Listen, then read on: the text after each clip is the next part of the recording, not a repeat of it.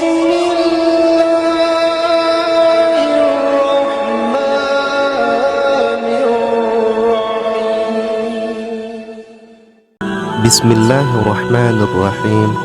Assalamualaikum warahmatullahi wabarakatuh. Alhamdulillahi rabbil alamin. Segala puji hanya milik Allah subhanahu wa ta'ala, zat yang kuasa terhadap ciptaannya, baik yang ada di langit maupun di muka bumi ini. Keselamatan dan kesejahteraan semoga tetap tercurahkan atas junjungan alam Nabi besar Muhammad sallallahu alaihi wasallam, keluarga, sahabat, dan umatnya hingga akhir zaman. Amin ya rabbal alamin. Pendengar yang budiman, Allah subhanahu wa ta'ala menciptakan makhluknya berpasang-pasangan seperti halnya siang dan malam, alam dunia dan alam akhirat, kaya dan miskin, dan seterusnya. Begitu juga dengan makhluk yang namanya manusia. Allah menciptakan laki-laki dan perempuan sebagai teman hidupnya, tentu melalui syariat pernikahan yang sah menurut tuntunan agama. Manusia diberikan akal beserta nafsu yang berbeda dari makhluk lainnya, nafsu lahiriah dan nafsu batiniyah. Nafsu lahiriah seperti halnya makan, minum, tempat tinggal, dan sebagainya, sedangkan nafsu batiniyah seperti halnya mendapatkan kepercayaan, menyukai dan disukai, dan yang paling penting adalah terpenuhinya kebutuhan antara laki-laki dan perempuan. Dalam Islam, menjaga keturunan adalah suatu perkara yang sangat penting. Oleh sebab itu, bagi mereka yang sudah cukup usia dan lainnya, syariat perintahkan agar manusia tersebut menikah. Disyariatkannya pernikahan tentu bertujuan tidak hanya sekedar bisa melampiaskan nafsu semata, akan tetapi banyak sekali nilai-nilai ibadah yang terkandung di dalamnya.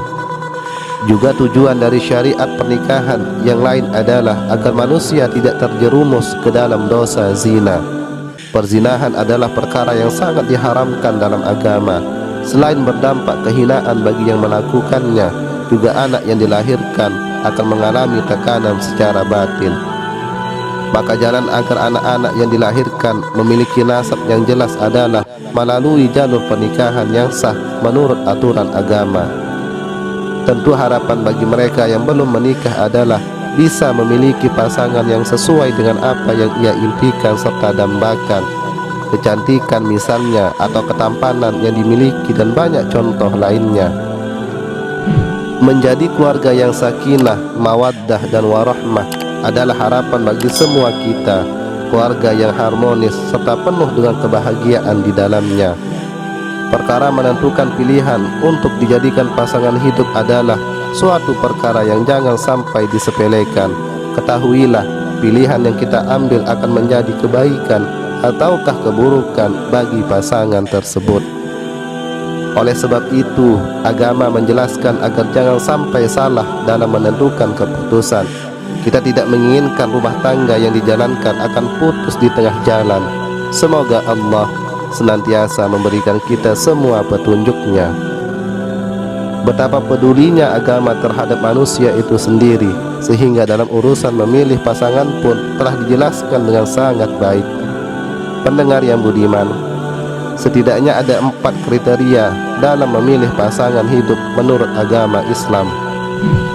Pertama adalah kecantikan atau ketampanan.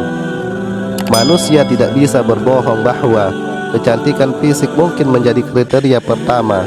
Namun demikian, kecantikan di mata orang yang satu dengan lainnya bisa saja berbeda dan sifatnya subjektif. Bukankah melihat serta menatap istri dengan penuh kasih sayang adalah perkara ibadah? Oleh sebab itu, tidak salah jika manusia menentukan pilihannya berdasarkan kecantikan atau ketampanan yang ada. Tapi perlu diingat bahwa kecantikan tidak akan selamanya membersamai manusia tersebut.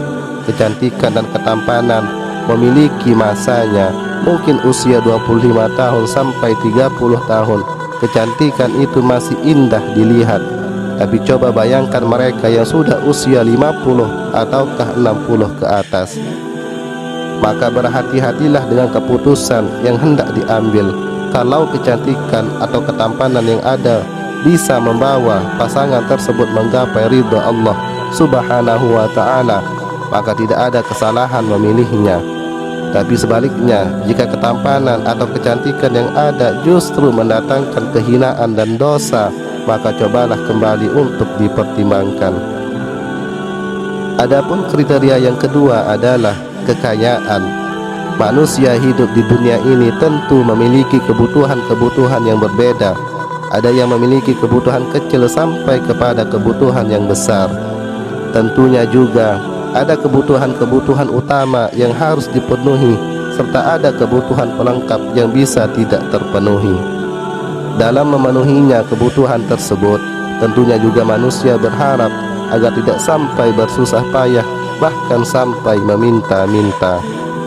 Memilih pasangan yang kaya mungkin harapannya agar bisa hidup dengan tenang tanpa adanya kesusahan. Tetapi kita lupa bahwa ketenangan serta kecukupan bukan berada pada harta, melainkan kepada yang memberikan harta, yakni Allah Subhanahu wa ta'ala.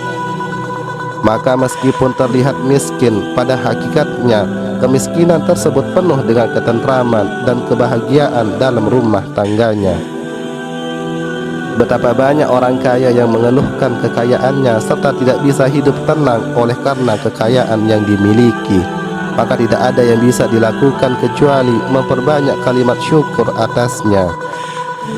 Pada akhirnya, memilih pasangan dengan kriteria kekayaan juga tidak sepenuhnya baik dan perlu difikirkan kembali bagi saudaraku yang belum menikah. Kemudian kriteria yang ketiga adalah melihat pasangan dari segi nasabnya.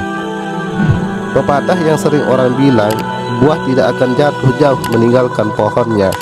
Maka mereka memiliki nasab yang baik, sudah tentu juga keturunannya akan menjadi baik.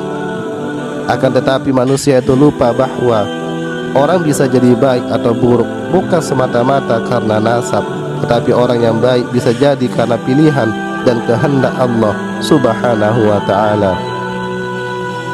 Kita bisa melihat kisahnya Nabi Nuh alaihissalam dan putranya. Nabi Nuh adalah seorang nabi, tetapi Allah kunci hati anaknya Nabi Nuh sehingga mati dalam keadaan kafir. Begitu juga dengan kisahnya Nabi Ibrahim alaihissalam dan ayahnya Azar. Nabi Ibrahim adalah nabi sekaligus Rasul Allah Subhanahu wa ta'ala, tapi ayahnya meninggal dalam keadaan tidak beriman dan menyekutukan Allah Subhanahu wa ta'ala. Bahkan sampai ayahnya lah yang membuat patung dan berhala sesembahan pada saat itu. Kemudian kisahnya Nabi Adam alaihissalam dan anak-anaknya. Perkara nasab juga tidak sepenuhnya menjadi pilihan yang utama. Adapun yang terakhir adalah agama menjelaskan agar memilih kriteria ini dan bisa mendapatkan 3 kriteria yang telah disebutkan sebelumnya. Seperti apakah kriteria yang dimaksud sehingga bisa menjadi sebab mendapatkan kriteria kecantikan, kekayaan, dan nasab yang baik? Adalah agama memerintahkan agar manusia memilih pasangan dengan melihat kebaikan dalam agamanya. Agama tentunya memiliki keistimewaan tersendiri. Manusia bisa mengenal Tuhan melalui agama yang dibawa para utusannya. Bagi manusia yang memilih pasangan berdasarkan agama, maka Tuhan sudah menjamin manusia tersebut akan bahagia dunia dan di akhirat. Kecantikan dan ketampanan akan hilang dimakan masa, kekayaan akan sirna bila Tuhan menghendakinya, dan keturunan tidak akan bertahan lama bila Allah menakdirkan manusia tersebut menjadi orang yang hina. Tetapi bila agama yang menjadi pondasi awal dalam menentukan pilihan, yakinlah kebaikan-kebaikan lainnya akan didapati juga, bahkan sampai ke akhirat. Pada akhirnya harapan saya bagi saudara-saudaraku yang belum menentukan pilihan, uraian singkat ini bisa menjadi gambaran dalam menentukan pilihan yang tepat. Amin ya rabbal alamin. Semoga Allah Subhanahu wa ta'ala mengampuni dosa-dosa kita dan memberikan kita selalu petunjuknya di dunia dan di akhirat. Demikian uraian singkat ini, semoga bermanfaat. Segala kekurangan dan kesalahan mohon maaf. Wassalamualaikum warahmatullahi wabarakatuh.